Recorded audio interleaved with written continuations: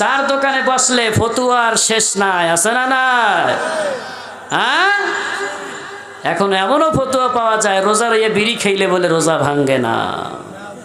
এ জোরে কন্যা না শুনলে, রোজা রইয়ে যদি কেউ বিড়ি খায় তাহলে রোজা ভাঙ্গে না। খুব হাসি লাগে, বুঝছেন? ইসলামটাকে আমরা একটা হাসির পাত্র বানায় ফেলছি। অথচ আমরা ইফতার যখন পড়েছি, 1 নম্বরে আমাদেরকে ইফতার ক্লাসগুলোর মধ্যে যেইগুলো শিক্ষা দিয়েছে তা হলো মালিক রহমাতুল্লাহ আলাইহির নাম শুনছেন। এই মালিক রহমাতুল্লাহ আলাইহি মদিনায় থাকতেন, থাকার পরে মিশর থেকে বিভিন্ন রাষ্ট্র থেকে এই মালিক রহমাতুল্লাহ আলাইহির কাছে 40-50টা প্রশ্ন নিয়ে আসতেন। এরকম অনেক সময় হয় না? আপনারা ইমাম সাহেবকে প্রশ্ন করেন না? আপনাদের তো প্রশ্নের কোনো ঠিক ঠিকানা নাই। কেন হুজুর বাথরুমে গেছে হে সময় প্রশ্ন একটা, ওযু করতেছে হে সময় প্রশ্ন, হুজুর এইটা নামাজের সময় হয়ে গেছে হ্যাঁ প্রশ্ন।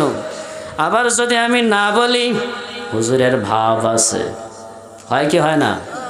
ওদারে মুসল্লিরা ওয়ার্নিং দিতে আছে নামাজের টাইম হয়েছে, হ্যার মাসলা তো বলা শেষ হয় নাই। এরকম হয় না অনেক সময়? আহা কি আশ্চর্য কথা বলতেছিলাম, কথা মনে আছে তো? মনোযোগ আছে সবার? কোথায় বলতেছিলাম কথা? হ্যাঁ দেখছেন? হ্যাঁ সেইটা তো, এইখানে কথাটা রাখলাম, কথা আপনারা মনে নাই করেন নাই? দেখছেন? ধন্যবাদ, এই যে মনোযোগ আছে, এই জন্য বলছি খুব মনোযোগ। মদিনায় মালিক রহমাতুল্লাহ আলাইহির কাছে 40-50টা প্রশ্ন নিয়ে মিশর বিভিন্ন রাষ্ট্র থেকে, ইরান থেকে লোকজন আসতেন। কয়টা প্রশ্ন নিয়ে আসতেন? 40টা-50টা। তারা মনে করতো মালিক রহমাতুল্লাহ আলাইহি বড় একজন ইমাম, ঠিক কি ঠিক না? তার কাছে গেলে সমস্ত প্রশ্নের সমাধান পাওয়া যাবে, এই মনে করে তারা আসতো। আসার পরে মালিক রহমাতুল্লাহ আলাইহির কাছে প্রশ্ন নিয়ে আসার পরে মালিক রহমাতুল্লাহ আলাইহি যেইটা পারতেন সেইটার উত্তর দিতেন, আর যেইটার না পারতেন বলতেন আমি এইটার সমাধান জানি না, ঠিক ঠিক না? কে বলতো? মালিক রহমাতুল্লাহ আলাইহি বড় একজন ইমাম, তিনি দেখেন যেইটা পারতেন।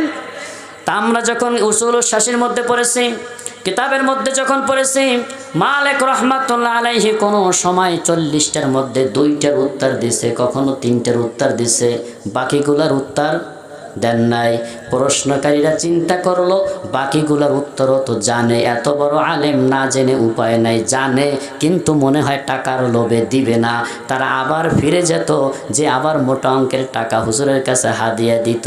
হাদিয়া দেওয়ার পরে বলতো হুজুর এই প্রশ্নগুলোর উত্তর দেন। হুজুর তারপরেও বলতেন আমি এই প্রশ্নের উত্তর জানি না, বলতো মালিক রহমাতুল্লাহ আলাইহি। আর আমাদের মধ্যে মাদ্রাসার ধারে কাছেও নাই, কোনো স্কুলের ধারে কাছেও নাই, কোনো মতে একটু নামতা সামতা পড়ার পরে চার দোকানে গিয়ে দেখবেন হ্যার চাইতে বড় মুফতি সাহেব আর কেউ নাই। কেউ যা না জানে সে সব জানে। কেন জানে? ওই ইবলিসের মতন সব জানে, ঠিক কি ঠিক না? এরকম লোক আছে না নাই? এই জন্য মোহতারাম হাজেরিন, আল্লাহ পাক রব্বুল আলামিন আদম আলাইহিস সালাতু ওয়াস সালামকে 40 বছর পর্যন্ত মাটির পুতুল বানায় রাখার পরে ওইখান থেকে ফেরেশতারা যাওয়া আসা করে আর বলে হাজা খলকুন জাদিদ, বড় নতুন এক সৃষ্টি, হাজা খলকুন জামিল, বড় উত্তম সৃষ্টি। এর আগে তো ফেরেশতারা কোনোদিনও মানুষ দেখে নাই, দেখছেনি বলেন? এই জন্যে তারা আশ্চর্য হয়ে গেলেন, হায় বড় নতুন সৃষ্টি, বড় সুন্দর সৃষ্টি, আমরা জানি না আল্লাহ পাক রব্বুল আলামিনের মাধ্যমে কি খিদমত নেবেন। এরপরে আল্লাহ পাক রব্বুল আলামিন মানুষ বানায় আদমকে রূহ ফুঁক দেওয়ার পরে যখন মানুষ হিসেবে বানালেন, ইবলিসকে ডাকলেন, ইবলিস সমস্ত ফেরেশতা সহ তোমরা চলে আসো, আদমকে সেজদা করো। এই হুকুমটা ছিল কার? কার ছিল বলেন? সবাই বলেন। আল্লাহ পাক রব্বুল আলামিন সেজদা দিতে বলছে, কেন দিবা, কি কারণে দিবা, এর কোনো কথাবার্তা চলবে? মুসা আলাইহিস সালাতু ওয়াস সালাম পিছন থেকে সৈন্য, ডানে সৈন্য বামে সৈন্য, ফেরাউনের লস্কর আছে না নাই? সামনে কি? সমুদ্র নদী। আল্লাহ মুসাকে বললেন, মুসা এবার সমুদ্র থেকে দৌড় দাও। মুসা যদি ওইখানে দেরি করত, ফেরাউনের মতন মুসারেও আল্লাহ সুবাইতো, ঠিক কিনা? হুকুমটা কার? ও মুসা দৌড় দাও। মুসাকে যখন আল্লাহ দৌড়ানোর কথা বললেন, মুসা আর এক বিন্দু পিছু তাকায় নাই। দৌড় দেওয়ার সাথে সাথে আল্লাহর উপর একিনার বিশ্বাস এমন হয়েছে, সমুদ্রের মধ্য থেকে 12টা রাস্তা আল্লাহ করে দিয়েছে। এইটার নাম কি? মানা। কি বলেন? বলছে আল্লাহর হুকুম, দৌড় দাও। পানি না আগুন এইটা দেখার জন্য তো আল্লাহ রয়েছে, ঠিক কি ঠিক না? যদি তোমার ইমান মুসার মতন হয়, সমুদ্র হবে তোমার জন্য রাস্তা। যদি তোমার ইমান যদি ইউসুফের মতন হয়, তোমার জন্য দরজাগুলো কি হবে? খুলবে কি খুলবে না? যদি ইব্রাহিমের মতন ইমান হয়, আগুন হবে ফুল বাগিচা, ঠিক কি ঠিক না? এজন্যে হুকুমটা কার? ওই ইবলিস আদমকে বানিয়েছে, এবার সেজদা দাও। সমস্ত ফেরেশতা সেজদায় পড়ে গেল। এবার ইবলিস পড়ে না। সমাজের মধ্যে এরকম কিছু লোক আছে না নাই? সবাই নত হয় কিন্তু তিনি নত হয় না, আছে না নাই? তিনি মনে করে আমি একদম সিরিয়ালামও ফাইরালাম, ঠিক কি ঠিক না? যদি আল্লাহ ধরে সেদিন কিন্তু আর উপায় হবে না। হুকুমটা কার? আদেশটা কার?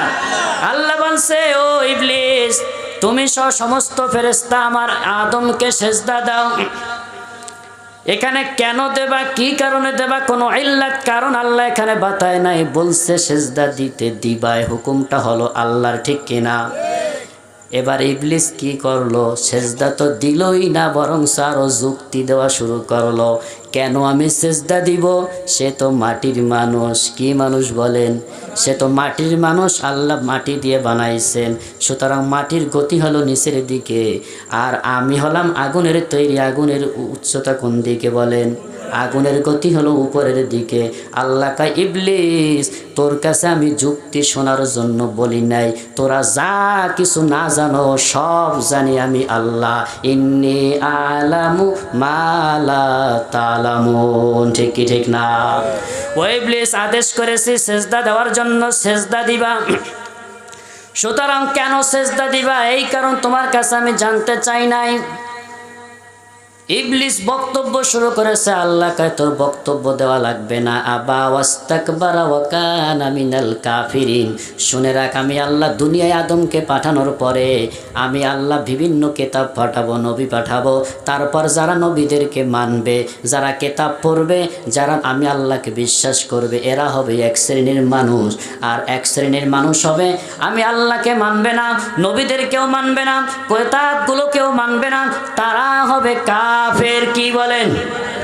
ওই ইবলিস তুমি যখন মানো নাই, জেনে রেখো আমি আল্লাহ এমন একটা জগৎ বানাবো, দুনিয়া বানাবো, যেই দুনিয়ায় আমি আল্লাহকে সবাই মানবে না। যারা আমি আল্লাহকে মানবে তারা কামিয়াব হয়ে যাবে, তারা হবে মুমিন মুসলমান। আর যারা আমি আল্লাহকে মানবে না তারা হবে টাটকা কাফের মুশরিক, ঠিক কিনা? সুতরাং আমি আল্লাহ তোকে ওই কাফেরদের অন্তর্ভুক্ত করে দিলাম। কাফেরদের স্থান কোথায়? জান্নাতে। কোথায়? এজন্য মোহতারাম হাজিরিন, ইবলিস আল্লাহর একটা হুকুম অমান্য করার কারণে কাফেরদের অন্তর্ভুক্ত হয়ে গেছে, ঠিক কিনা? এই জন্য এইটা ছিল আল্লাহর আদব। ইবলিস আমি হুকুম করেছি তুমি সেজদা দিবা, তোমার কাছে আমি বক্তব্য শুনি নাই, সুতরাং তুমি যখন মানতে পারো নাই, বড়দের সাথে বেয়াদবি করলে তার উপায় নাই, ঠিকই ঠিক না? বড়কে সবাই বলেন। এজন্য মোহতারাম হাজিরিন, আদবে ইনসান বেয়াদবে আল্লাহর সাথে বেয়াদবি করেছে ইবলিস, শয়তান হইছে না হয় নাই? সবাই বলেন। ইবলিসের এত আমল, এত উপদেশ, সবাই ইবলিসে সেজদা করে, সবাই ইবলিসকে মানে, এমন কোনো জায়গা নাই ইবলিস সেজদা দেয় নাই। সব কিছুর পরেও সব ধ্বংস হয়ে গেছে। কি কারণে? বেয়াদবি করার কারণে, ঠিক কি ঠিক না? এজন্য মোহতারাম হাজিরিন, কথা ওইখান থেকে আসছে। আদবে ইনসান বেয়াদবে শয়তান। ওই যে রসুলের সামনে সাহাবায়ে কেরাম কেমনভাবে বসবে, কেমনভাবে কথা বলবে, এইগুলো সব শিক্ষা দিয়েছেন কে? আল্লাহ শিক্ষা দিয়েছেন। ও সাহাবায়ে কেরাম, তোমরা বেশি বাড়াবাড়ি করো না, নবীর সামনে সৌন্দর্যতা বজায় রেখে কথা বলো, কণ্ঠস্বরকে নিচু করো। যখন আল্লাহ এই বিধানটা নাজিল করে দিলেন, সাহাবায়ে কেরাম তারপর থেকে আদবওয়ালা জিন্দেগি করা শুরু করে দিলেন। ঠিক কি ঠিক না? এজন্য মোহতারাম হাজিরিন, আল্লাহ রসুল নামাজ শেষ করলেন, মনে আছে তো? নামাজ শেষ করলেন, সাহাবায়ে কেরামের দিকে মুখ ফিরে দাঁড়ালেন, বললেন, আমি যখন রুকুতে গিয়েছি তোমরাও আমার সাথে রুকুতে গিয়েছ, আমি যখন সুবহানা রাব্বিয়াল আযীম পড়েছি তোমরাও আমার সাথে পড়েছো, আমি যখন সামি আল্লাহু লিমান হামিদা বলে দাঁড়িয়েছি তোমরাও আমার সাথে দাঁড়িয়েছো, আর পড়েছো রব্বানা লাকাল হামদ। কিন্তু কে জানো একটু বাড়িয়ে পড়েছো হামদান কাসীরান তাইয়িবান মুবারাকান ফিহি, কে পড়েছো দাঁড়াও। এবার বিশ্বনবীর ভয়ে কেউ দাঁড়ায় না। ভয় আছে না নাই? ওই যে ভয় আছে না? না। এবার আল্লাহ রসুল যখন বললেন কেউ দাঁড়ায় না, কেউ না দাঁড়ানোর কারণে সাহাবায়ে কেরাম, আল্লাহ রসুল চিন্তা করলেন, হায় হায় সাহাবায়ে কেরাম মনে হয় ভয় পেয়ে গেছে, একটু নির্ভয় দিলেন। ও আমার প্রাণের সাহাবায়ে কেরাম, তোমরা দাঁড়াও, যে পড়েছো সে দাঁড়াও, সুতরাং তাকে আমি কিছু বলবো না। যখন এই কথা বলেছে, এই কথা বলার পরে পিছন থেকে এক সাহাবী দাঁড়ায় বলে, আল্লাহ রসুল আমি পড়েছি। আল্লাহ রসুল বললেন, আমি তো তোমাকে এইটা শিক্ষা দেইনি, তো তুমি কেন পড়েছো বলো। বলে, আল্লাহ ও নবী, আল্লাহর প্রশংসা কম কম করতে আমার ভালো লাগে না, বরঞ্চ বেশি বেশি করতে মনে চায়। সুবহানাল্লাহ। সাহাবী কি উত্তর দিয়েছে? মনোযোগ আছে তো সবার? সাহাবী মনোযোগ, আপনারা মনোযোগ দেন। সাহাবী বলেন, ইয়া রাসূলুল্লাহ, আল্লাহর প্রশংসা কম কম করতে আমার ভালো লাগে না, বরঞ্চ আমার মনে চায় আমি আল্লাহর প্রশংসা বেশি বেশি করি। সুবহানাল্লাহ বলেন। আল্লাহর নবী মুস্কে একটা হাসি দিয়ে বললেন, ও আমার প্রাণের সাহাবী, তুমি তো জানো না আমি নামাজের মধ্যে দেখেছি 30-এর অধিক ফেরেশতা তোমার এই অতিরিক্ত তাসবির সওয়াব নিয়ে প্রতিযোগিতা করতেছে, কে কার চাইতে আল্লাহর আরশে আগে পৌঁছাবে। এজন্য আল্লাহর প্রশংসা কম কম করব না বেশি বেশি করব? কম কম না বেশি বেশি? আল্লাহ তাআলা আমাদের সকলকে আল্লাহর প্রশংসা বেশি বেশি করার তৌফিক দান করুন। মোহতারাম হাজিরিন, আপনাদের সম্মুখে কোরআনের আয়াত তেলাওয়াত করেছিলাম, ফামান কানা ইয়ারজু লিকা রাব্বিহি ফালইআমাল আমালান সালিহা ওয়ালা ইউশরিক বিইবাদাতি রাব্বিহি আহাদা। ইবাদত করব কার? কার? আল্লাহরে দেখছেন নি? কেউ দেখেন নাই? আল্লাহ দূরে না কাছে?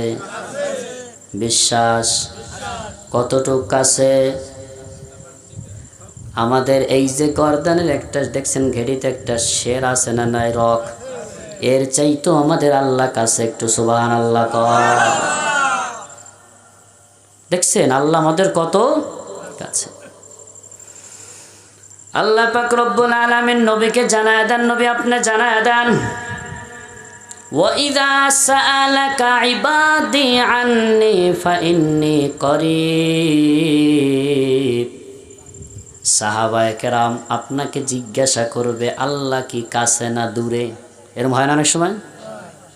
অনেক সময় হয় না এরকম? ও নবী আপনি জানায় দেন, যখন আপনাকে আমি আল্লাহ সম্পর্কে জিজ্ঞাসা করবে আপনি বলে দেন ফাইন্নি করিব, তোমাদের আল্লাহ দূরে নাই, একদম নিকটে, কাছে। সুবহানাল্লাহ বলেন। কেমন কাছে? কেমন কাছে? আশরাফ আলী থানভীর নাম শুনছেন আপনারা? সবাই শুনছেন? এই তো শুনছেন, ঠিক না? অনেকে আগে শুনলে আলহামদুলিল্লাহ, না শুনলে এই তো শুনলেন। আশরাফ আলী থানভী রহমাতুল্লাহ আলাইহির জীবন এমন ছিল নামাজে যাইতেন, তারপরও তার কলম চলমান ছিল। সুবহানাল্লাহ। তার জীবনের চাইতে কিতাব লিখছেন বেশি। দয়াটা কার? জীবনের চাইতে কিতাব লেখছেন। তার জীবন সম্বন্ধে যখন আমরা হুজুরের কাছ থেকে জেনেছি, হুজুর বলতেন তিনি যখন নামাজে যাইতেন কলমকে রেখে যেতেন, কলম অটোমেটিক কিতাব লেখা শুরু করে দিত। এই আশরাফ আলী থানভী রহমাতুল্লাহি আলাইহি বলেন, আমার কোনো কারামত নাই, আমার কোনো এলেম নাই, হেলেম নাই, কিছুই নাই, কিন্তু আমার একটা গুণ আছে। এই মনোযোগ আছে তো? সবার আছে তো? চিন্তা করেন, আশরাফ আলী থানভী আল্লাহর প্রিয় বান্দা বলতেছে আমার কোনো কারামত নাই। আর আমাদের তো অনেকে আছে অল্প লেখাপড়া করে, কারামতের শেষ নাই। আছে না? নাই? হ্যাঁ, আছে না? অথচ আশরাফ আলী থানভী, যার নাম বলতে গেলে স্বর্ণের আকারে লেখা হয়, ঠিক কিনা বলেন? এই আশরাফ আলী থানভী রহমাতুল্লাহি আলাইহি বলেন, আমার কোনো ইলহাম নাই, কারামত নাই, কোনো কিছুই নাই, কিন্তু আমি যখন মাঝে মাঝে একটা জিনিস অনুভব করি যে এইটা করব কি করব না, এইটা করব কি করব না, এর জন্য আমার মনের মধ্যে একটা আওয়াজ হয়, এ আশরাফ আলী করোগি এ নেহি করোগি। সুবহানাল্লাহ। আমার কিন্তু কোনো কারামত নাই, কিছুই নাই, কিন্তু আমি যখন একটা কাজ করতে যাই যদি সওয়াবের হয়, তখন আমার মনের থেকে এরকম একটা আওয়াজ হয়, এ আশরাফ আলী এটা করো। সুবহানাল্লাহ। যখন কোন একটা গুনাহের কাজ হয়, আমি যখন করতে যাই, আমার মন থেকে এই আওয়াজটা বের হয়, ও আশরাফ আলী এ নেহি করোগে, এইটা করিও না। সুবহানাল্লাহ কইবেন না রে? দেখছেন, তার কোনো কারামত নাই, কিন্তু মনের মধ্যে আল্লাহর সাথে এমন তাআল্লুক হয়েছে যে যেইটা সওয়াবের এখান থেকে আওয়াজ হয় করো, যেটা সওয়াবের না সেটা আওয়াজ হয় এটা করিও না। সুবহানাল্লাহ বলেন। এমন জীবন করিও গঠন, মরিলে হাসিবে তুমি, কাঁদিবে ভুবন। ঠিক কিনা? এমন জীবন করিও না গঠন, মরিলে কাঁদিবে তুমি, হাসিবে ভুবন।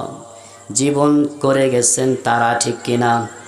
আল্লাহ তাআলাও যেন আমাদেরকে তাদের মতন জীবন করার তৌফিক দান করেন। সকলে পড়ুন আমিন। আল্লাহ যদি আমাদেরকে তৌফিক দেয়, কোনো সমস্যা আছে? জোরে বলেন। এজন্য একটু পড়েন, আল্লাহ আপনি যেন আমাদেরকেও তাদের মতন জীবন বানায়া কবরে যাওয়ার তৌফিক দান করুন। সকলে পড়ুন আমিন।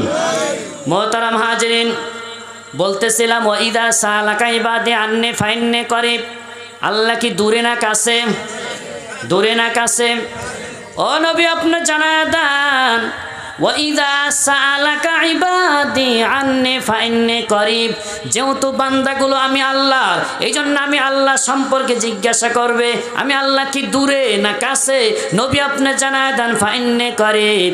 ও আমার সাহাবায়ে কেরাম, ও আমার উম্মতেরা জেনে রাখো, আল্লাহ একদম নিকটে। সুবহানাল্লাহ বলেন। একবার আল্লাহকে ডেকে দেখো, তোমার আল্লাহ ৭০ বার তোমার ডাকে সাড়া দিবে। হাদিসের মধ্যে আপনারা অনেকেই শুনছেন যে আল্লাহকে যদি কেউ একবার ডাকে, আল্লাহ কয়বার ডাক দেয়? ৭০ বার। ঠিকই ঠিক না? আল্লাহর দিকে যদি কেউ হেঁটে হেঁটে যায়, আল্লাহ তার দিকে দৌড়ে দৌড়ে যায়। ঠিকই ঠিক না? আল্লাহর দিকে যদি কেউ ১ বিঘা আগায়, আল্লাহ তার দিকে ১ হাত পরিমাণ আগায় যায়। এই যে এত জোরে সুবহানাল্লাহ, একটু জোরে বলেন সুবহানাল্লাহ। দেখছেন আল্লাহ কি জিনিস? হ্যাঁ, এজন্য মুহতারাম হাজিরিন, আল্লাহ আমাদের অনেক কাছে। সেই হিসাবে যখন সাহাবায়ে কেরাম নবীকে জিজ্ঞাসা করলেন, ও নবী আমার, আপনি বলে দেন আমি আল্লাহ কাছে, সুতরাং তাদের টেনশন করার কোনো কারণ নাই।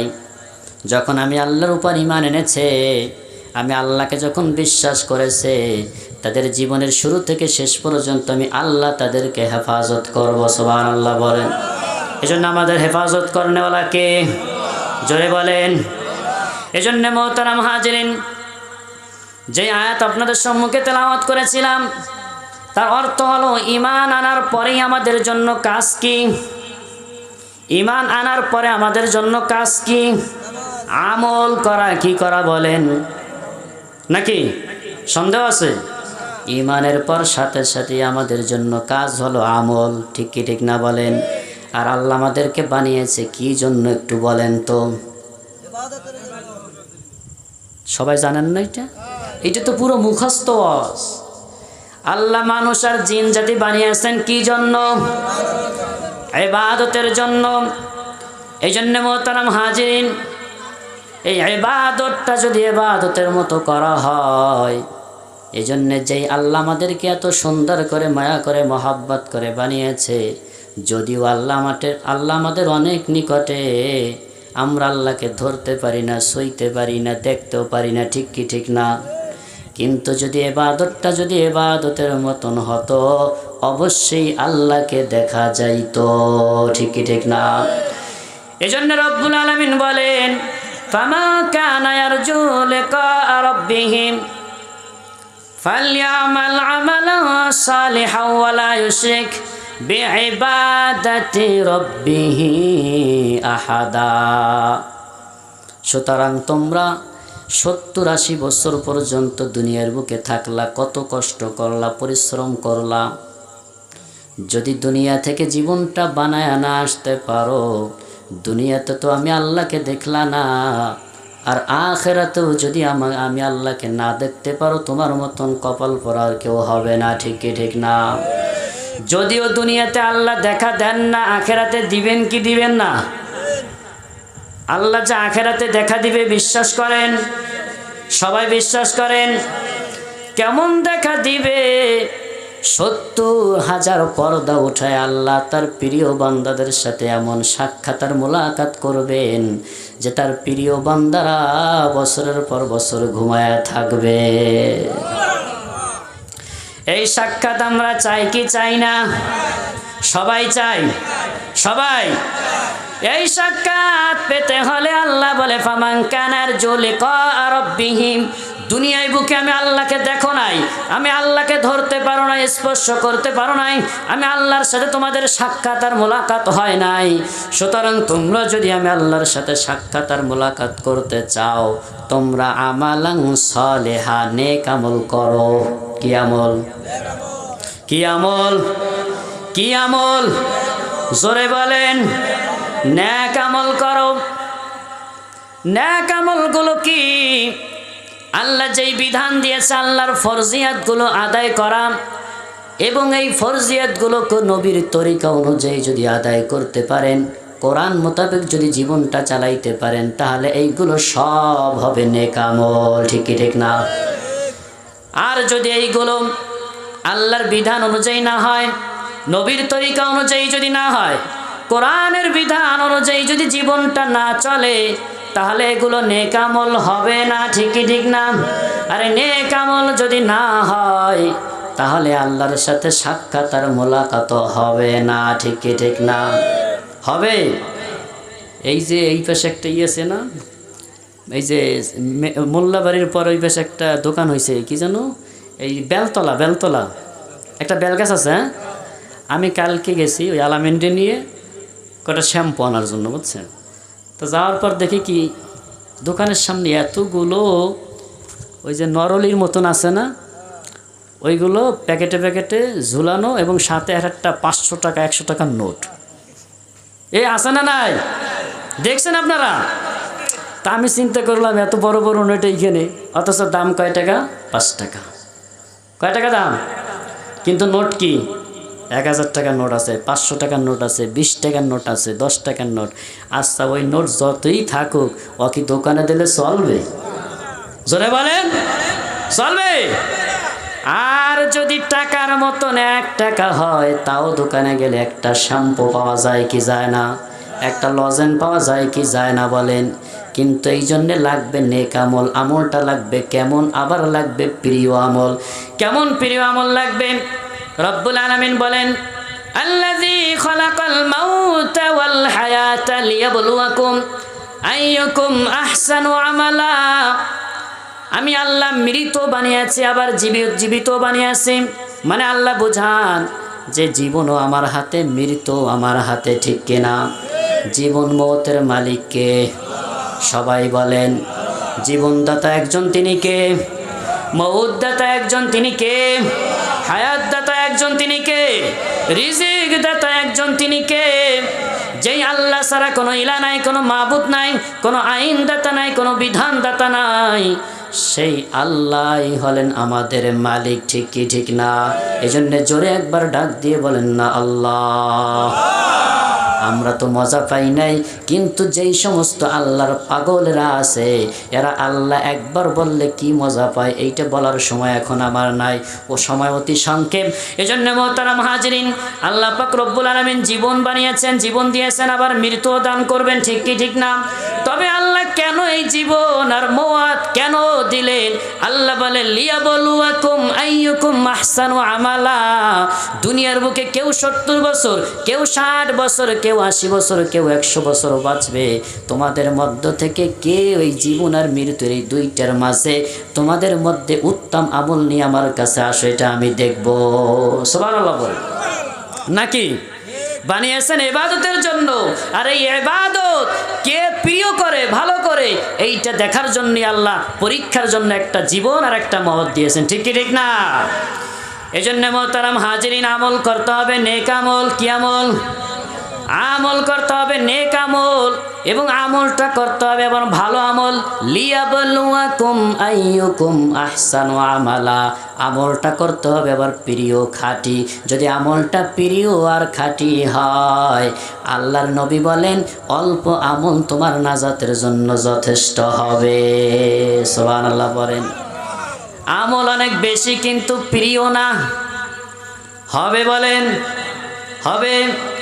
অথচ নবী বলেন আমল করো, এই আমলটা যদি প্রিয় হয় তাহলে অল্প আমলও হলেও তোমার জন্য নাজাতের জন্য যথেষ্ট বানায় দিবে কে?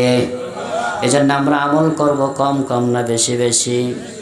বেশি বেশি না কম কম? প্রিয় করব না অপ্রিয় করব? জোরে বলেন। প্রিয় আমল আমরা করব। আচ্ছা মোহতারাম হাজিরিন, আমি কিন্তু ডেঙ্গায় ডেঙ্গায় আলোচনা করতেছি, আমার সময় খুবই শেষ হয়ে আসতেছে। মোহতারাম হাজিরিন, তাহলে আমরা যারা এই যে গরমের দিনে রোজা রাখবো, শীতের দিনে শীতের মৌসুমে ঠান্ডা পানি দ্বারা ওযু করব, জৈবনের ইবাদত আল্লাহর কাছে প্রিয়, গরমের রোজা আল্লাহর কাছে প্রিয়, আর শীতের ঠান্ডা ওযু পানির নামাজ আল্লাহর কাছে প্রিয়। ঠিক কি ঠিক না? এই যারা করবে, এই নেক আমলগুলো যারা করবে, এদের কি লাভ হবে না লস হবে? জোরে বলেন। লাভ হবে না লস হবে? এই আমলগুলো আল্লাহর কাছে খুব প্রিয়। আল্লাহ বলে তোমরা যদি আমলগুলো করতে পারো, তোমাদের জন্য আমি কি রাখছি জানো? একটু মনোযোগ দিয়ে শোনো। ও নবী, আপনি শোনায়া দেন। কি শোনায়া দিবেন? আপনি শোনায়া দেন, ইন্নাল্লাযীনা আমানু ওয়া আমিলুস সালিহাতি কানাত লাহুম জান্নাতুল ফিরদাউসি নুজুলা। সুবহানাল্লাহ, জোরে বলেন। আল্লাহ বলে নবী আপনি জানা দেন, যারা ঈমান আনবে, আমলে সালেহ করবে, আমি আল্লাহ তাদের জন্য 8 জান্নাতের থেকে শ্রেষ্ঠ জান্নাত, জান্নাতুল ফেরদাউস রেখে দিয়েছি। লাগবে কি? 1 নম্বরে ঈমান লাগবে, 2 নম্বরে নেক আমল লাগবে।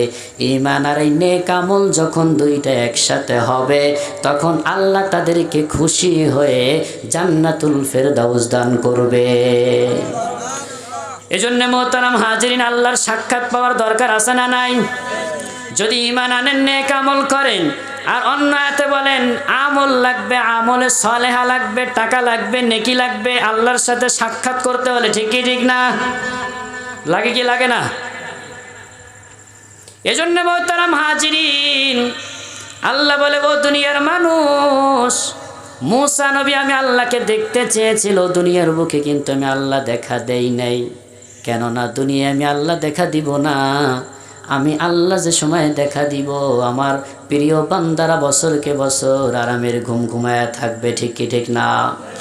এজন্য আল্লাহ যেন আমাদেরকে সেই পরকালে আল্লাহকে দেখার তৌফিক দান করেন। সকলেই পড়ুন আমিন। মোহতারাম হাজিরিন, যদি দুনিয়া আল্লাহকেও দেখলাম না, আখিরাতেও যদি আল্লাহকে আমরা না দেখতে পারি, আমাদের মতন কপাল পরা কিন্তু কেউ থাকবে না। ঠিক কিনা? দুনিয়ার বুকে এক ঘরে না পেলে আর এক ঘরে যাওয়ার আশা রাখে কি রাখে না? কিন্তু আখিরাতে আমার আল্লাহ, আমার নবী ছাড়া আর কেউ আসেনি বলেন। যদি আমার আল্লাহ একবার যদি দূর দূর করে তাড়ায়া দেয়, আমার আপনার কপাল কিন্তু খারাপ হয়ে যাবে, ঠিক কি ঠিক না? এই জন্য আল্লাহ জানায় দেন, নবী আপনি জানায় দেন, যদি আমি আল্লাহর সাক্ষাৎ আর মোলাকাত তোমাদের করতেই মনে চায়, দুনিয়া থাকতে তোমরা আমলে সালেহা করো। এই আমলে সালেহা যারা করতে পারবে তারাই আমি আল্লাহর সাক্ষাৎ আর মোলাকাত পাবে। একটু জোরে বলেন না সুবহানাল্লাহ। আল্লাহর সাক্ষাৎ আর মোলাকাত আপনি কি মনে করছেন? দুনিয়ায় সামান্য তাকান, যেই দলই ক্ষমতা আসুক, সামান্য একজন পাতি নেতার সাথেও যদি একটা সেলফি তুলতে পারে, আছে না নাই? সেলফি তোলে না অনেক সময়। আমি আজকে দেখলাম মোবাইলে আমার চাচাতো ভাই, তারা বর্তমান আমাদের বিএমপির একজনের সাথে খুব মিলতেছে, মেলার পরে তার স্ত্রীর সাথে একটা ফটো তুলছে তার বাসায়, এবং ফটো তুলে সে ক্যাপশনে ছাড়ছে, জেলানি ভাইয়ের স্ত্রীর সাথে একটা ফটো নিয়েছি। খুশি না বেজার? খুশি না বেজার? বেজার, ঠিকই ঠিক না? দেখছেন বিএমপি করে জেলানি ভাই তার স্ত্রীর বাসায় যাওয়ার পরে স্ত্রীর সাথে একটা ফটো নিয়ে নিজেকে গর্ব মনে করে, আছে না নাই? দুনিয়ায় সামান্য যদি এতটুকু বোঝেন, আখেরাতটা কেন বোঝেন না আপনি? আখেরাতে যদি আমার আল্লাহর সাক্ষাৎ আর মোলাকাতটা হয়, কেমন হবে? কেমন হবে একটু বলেন, কল্পনা করেন কেমন হবে? কেমন হবে সেদিন, যেই দিন আল্লাহ বলবে, বান্দারে আজ আমার আর তোমার মধ্যে কেউ নাই, আমি হইলাম আল্লাহ, তুমি হইলা বান্দা, চলে আসো। সুবহানাল্লাহ বলেন। কেমন হবে সেদিন? এজন্য মোহতারাম হাজিরিন, এক নম্বরে করতে হবে আল্লাহর সাক্ষাৎ আর মোলাকাত পাইতে হলে এক নম্বরে লাগবে নেক আমল, আমলে সালেহা লাগবে। কি লাগবে বলেন? আমলে সালেহা লাগবে। দ্বিতীয় নম্বরে আমার আপনার জন্য যা লাগবে, আল্লাহ পাক রব্বুল আলামিন বলে দ্বিতীয় নম্বরে যেই আমলটা লাগবে সেইটা হলো, এই নেক আমল করার সময় আমি আল্লাহর সাথে কাউকে শরীক করতে পারবা না। আল্লাহর সাথে কোনো শরীক করা চলবে না। আমার আল্লাহ সব পছন্দ করেন। আপনি গুনাহ করতেছেন করেন, জুলুম করতেছেন করেন, সব পছন্দ করেন। বনি ইসরাইলের জামানায় লম্বা ঘটনা বলার সময় নাই, 1,99টা খুন করছে, আপনারা শুনছেন, প্রসিদ্ধ হাদিস, ঠিক কিনা? শেষে বলছে ক্ষমা চাওয়ার জন্য একজনের কাছে গিয়েছে, আমি শর্টকাট বলতেছি, বলছে না এর কোনো ক্ষমা হবে না, তারেও শেষ, 100 পূরণ হয়েছে, ঠিক কিনা? পরে আবার একজনের কাছে বলার পর বলছে, তুমি যদি তার কাছে যাইতে পারো, সে তোমাকে এমন উপায় বলে দিবে আল্লাহ তোমাকে চাইলে মাফ করতে পারে, ঠিক কিনা? পরের দিন দৌড় শুরু করছে, অর্ধেক পথে আজরাইল মালাকুল মউত আসছে, আসে না নাই? আসছে না আসে নাই বলেন? আসার পরে জান কবজ হয়ে গেছে। 2 ধরনের ফেরেশতা আসছে, জান্নাতি ফেরেশতাও আসছে, জাহান্নামের ফেরেশতাও আসছে। আসার পরে এবার ভাগাভাগি করতেছে। জাহান্নামের ফেরেশতা বলে আমরা ওকে জাহান্নামে নেব, অনেক অত্যাচার করেছে, জুলুম করেছে, মানুষকে হত্যা করেছে। আর জান্নাতের ফেরেশতা বলে না, তাকে আমরা জান্নাতের মধ্যে নিব। এই জন্য মোহতারাম হাজিরিন, আল্লাহ শেষকালে এমন জিনিসটা খেলাইলেন, মূসা নবীকে জানাই দিলেন, ও মূসা, লোকটা যদি ওনাকে আগে খারাপ ছিল, আমি আল্লাহর জিন্দেগির গুনাহ মাফ করে জান্নাতের তালিকায় লিখে দিয়েছি। এজন্য মোহতারাম হাজিরিন, আল্লাহ সব কিছু সহ্য করেন, কিন্তু শিরকের গুনাহ আল্লাহ সহ্য করেন না। এজন্য লোকমান আলাইহিস সালাতু ওয়াস সালাম তার সন্তানকে নসিহত করেন, ইয়া ওয়াইজ ক্বালা লোকমান লিবনিহি ওয়া হুয়া ইয়াইজুহু, ইয়া বুনাইয়া লা তুশরিক বিল্লাহ, হে আমার সন্তান সাবধান, আল্লাহর সাথে কাউকে তুমি শরীক করবা না। কেন করবা না? ইন্নাশ শিরকা লাযুলমুন আযীম, আল্লাহর সাথে শিরক করা হলো বড় গুনাহ, ঠিক কি ঠিক না? যেই গুনাহ তওবা করলেও মাফ হবে না। হবে? হবে বলেন?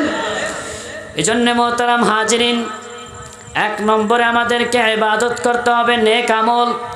2 নম্বরে আমাদেরকে আল্লাহর কাছে শিরক করা যাবে না, আল্লাহর সাথে কাউকে অংশীদারিত্ব করা যাবে না, আল্লাহর সাথে কাউকে শিরক করা যাবে না। যদি এই 2টা আমল আমরা করতে পারি, আল্লাহ নবীর মাধ্যমে আমাদেরকে যা জানিয়ে দিয়েছেন, অবশ্যই আমার আল্লাহর কথা সত্য হয়ে যাবে, ঠিক কি ঠিক না? এজন্য মোহতারাম হাজিরিন, রব্বুল আলামিন বলেন, ইন্নাহু মাইয়ুশরিক বিল্লাহ ফাকাদ হারামাল্লাহু আলাইহিল জান্নাহ। নাউজুবিল্লাহ পড়েন, জোরে নাউজুবিল্লাহ পড়েন। আয়াতটা কার? কোনো সন্দেহ আছে? আল্লাহ বলেন আমার কোরআনে কারিমের মধ্যে কোনো সন্দেহ নাই। আলিফ লাম মিম যালিকাল কিতাবুল লা রাইবা ফি। যদি তোমরা মনে প্রাণে বলতে পারো, বিশ্বাস করে বলতে পারো আল্লাহর কোরআনে কোনো সন্দেহ নাই, সন্দেহের কোনো অবকাশ নাই, কোনো বক্রতা নাই, আমি সাক্ষী দিলাম আল্লাহ তোমাদের জন্য জান্নাতকে রেখে দিয়েছে। তাহলে আল্লাহ বলবে আমার ওই সমস্ত বান্দাদের জন্য কোনো জাহান্নামও নাই। সুবহানাল্লাহ বলেন। এই জন্য আল্লাহর কোরআনে কোনো সন্দেহ। রব্বুল আলামিন বলেন ইন্নাহু মান ইউশরিক বিল্লাহ ফাকাদ হারামাল্লাহু আলাইহিল জান্নাহ ওয়া মাওয়াহুন নার ওয়া মা লিয-যালিমিনা মিন আনসার। নাউজুবিল্লাহ পড়েন। আল্লাহ বলেন ইন্নাহু মান ইউশরিক বিল্লাহ, যারা আল্লাহর সাথে শরীক করবে। কার সাথে? আল্লাহর সাথে যারা শরীক করবে। ইন্নাহু মান ইউশরিক বিল্লাহ, আল্লাহর সাথে যারা শরীক করবে, নবী আপনি জানায় দেন আল্লাহর সাথে যারা শরীক করবে আল্লাহ তাদের জন্য জান্নাতকে হারাম করে দিবে। মনোযোগ নাই আপনাদের, মনোযোগ নাই আপনাদের, জোরে নাউজুবিল্লাহ বলতে হবে। ইন্নাহু মান ইউশরিক বিল্লাহ, যেই ব্যক্তি আল্লাহর সাথে শিরক করবে। কার সাথে? যেই ব্যক্তি আল্লাহর সাথে শিরক করবে আল্লাহ পাক রব্বুল আলামিন সামনে বলেন ফাকাদ হারামাল্লাহু আলাইহিল জান্নাহ, তার জন্য জান্নাতকে আল্লাহ হারাম করে দিবেন। আল্লাহ যদি কারো জন্য জান্নাতকে হারাম করে দেয় সে কি আর জান্নাতে যাওয়ার অধিকার রাখে? জোরে বলেন। রব্বুল আলামিন বলেন ইন্নাহু মান ইউশরিক বিল্লাহ ফাকাদ হারামাল্লাহু আলাইহিল জান্নাহ। নবী আপনি ভালো করে জানায়া দেন যেই ব্যক্তি আমি আল্লাহর সাথে শিরক করবে আমি আল্লাহ তার জন্য জান্নাতকে হারাম করে দিব। নাউজুবিল্লাহ। আর কি করব জেনে রাখেন ফাকাদ হারামাল্লাহু আলাইহিল জান্নাহ ওয়া মাওয়াহুন নার, আর তার স্থান বানাবো আমি জাহান্নামে। তার স্থান হবে কোথায়? জান্নাতকে আল্লাহ হারাম করবে, স্থান দেবে কোথায়? জাহান্নাম। মনে হয় জায়গাটা খুব ভালো, আরামের জায়গা, শান্তির জায়গা নাকি? না খালি ব্যারাম আর ব্যারাম। আরাম না ব্যারাম? জোরে বলেন। এজন্য মোহতারাম হাজিরিন, রব্বুল আলামিনের সাথে শিরক করা এটা আল্লাহ কখনোই প্রশ্রয় দেয় না, পছন্দ করেন না। এজন্য আল্লাহর সাথে আমরা কেউ শিরক করব না। জোরে বলেন, শিরক করব না। শিরক যদি আমরা আল্লাহর সাথে করি আল্লাহ আমাদের জন্য জান্নাতকে হারাম বানিয়ে দিবেন, আর আমাদের স্থান করবেন কোথায়? জাহান্নামে। আমরা কি এই দল হতে চাই? এই দল থেকে বাঁচতে হলে আল্লাহর সাথে শিরক করা যাবে? যাবে বলেন। তারপরে রব্বুল আলামিন বলেন ওয়া মা লিয-যালিমিনা মিন আনসার। নাউজুবিল্লাহ বলেন। যারা জুলুমকারী, জুলুমবাজ, যারা মানুষের প্রতি অত্যাচার করে আল্লাহ পাক রব্বুল আলামিন তার জন্য কোনো সাহায্যকারী হবেন না। নাউজুবিল্লাহ বল। এই জুলুমকারী, জুলুম আছে না নাই? নাই মনে হয়। ওয়া মা লিয-যালিমিনা মিন আনসার, যারা জুলুম করে, অত্যাচার করে, টর্চার করে এদের জন্য কোনো আল্লাহর সাহায্য নাই। এজন্য মোহতারাম হাজিরিন, দুইটা বিষয়ের উপর আমি আলোচনা করতে চেয়েছি, আপনাদেরকে বোঝাতে চেয়েছি যে আল্লাহর সাথে সাক্ষাৎ পেতে হলে এক নম্বরে লাগবে নেক আমল। কি লাগবে বলেন? টাকা যদি পকেট ভরা থাকে বাজারে গিয়ে গরম গরম বাজার করা যায়, ঠিক কি ঠিক না?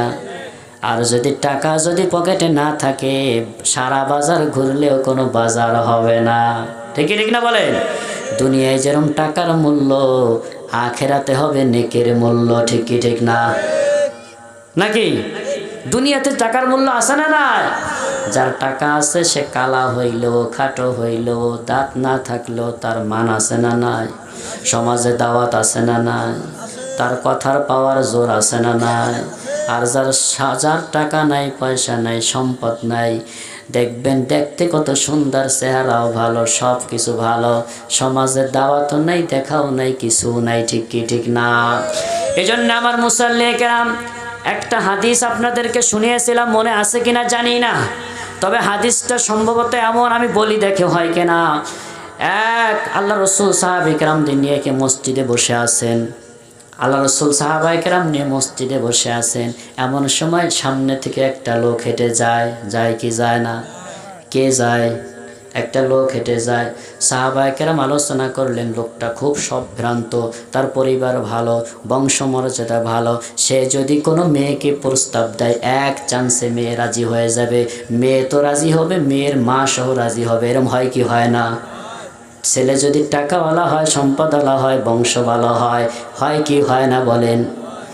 আল্লাহ রসুল মুখটা বেজার হয়ে গেলেন। কিছুক্ষণ পর আবার ওখান থেকে আর একটা লোক, নিম্ন শ্রেণীর লোক, দিন মজুরি লোক, একদম গরিব অসহায় মানুষ যায়। সাহাবায়ে কেরাম আরজ করলেন, ইয়া রাসূলুল্লাহ, এই লোকটা কেমন জানেন? একদম দিন মজুরি। এ যদি কোথাও কোনো বিয়ের প্রস্তাব দেয়, কেউ মানবে না, কোনো মেয়ে ওর সাথে বিবাহ দেবে না, এর বংশমর্যাদাও ভালো না, এবং ও যদি কোথাও সাক্ষী দেওয়ার সাক্ষী গ্রহণও হবে না। এ আমার মোহতারাম ভাইরা, আল্লাহর নবী কি বলেছিলেন যদি জেনে থাকেন একটু বলেন আমার সাথে। নবী বলেছিল, ও আমার সাহাবায়ে কেরাম, প্রথম যেই লোকটার বিবরণ তোমরা দিছো, ওর মতন লোক যদি গোটা বিশ্ব ভরে যায় তাও আমার কিছু আসা যায় না, বরংস ওর মতন যদি এক ব্যক্তি থাকে সেই উত্তম। ঠিক ঠিক না? খুশি না বেজার? এই জন্য মোহতারাম হাজিরিন, এক নম্বরে লাগবে নেক আমল, দ্বিতীয় নম্বরে লাগবে কি? শিরক মুক্ত জীবন। নেক আমল, শিরক মুক্ত জীবন। নেক আমল যারা করতে পারবেন, শিরক মুক্ত জীবন যারা করতে পারবেন, আল্লাহ তাআলার কথা অবশ্যই সত্য হবে। আলা ইন্না ওয়াদাল্লাহি হক, আল্লাহর চাইতে কোনো সত্যবাদী আছে? ওমান আসদাকু মিনাল্লাহি কিলা, আল্লাহর চাইতে সত্যবাদী কেউ নাই। ঠিক কিনা বলেন? এই জন্য আল্লাহর কথা সত্য, আল্লাহর ওয়াদা সত্য, আল্লাহর সব কিছু সত্য। ঠিক কি ঠিক না বলেন? এই জন্য আল্লাহ যে বলছে, আল্লাহর সাথে সাক্ষাৎ আর মোলাকাত, আল্লাহ যেন আমাদের সকলকে, যারা আপনারা বসছেন, মাইকের আওয়াজ যাইতেছে, মা বোন সহ, আল্লাহ পাক রব্বুল আলামিন যেন আমাদের সকলকে সেই রবের সাক্ষাৎকে যেন পাওয়ায়া দেয়। সকলে পড়ুন আমিন। ওয়া আখিরি দাওয়ানা আলহামদুলিল্লাহি রাব্বিল আলামিন।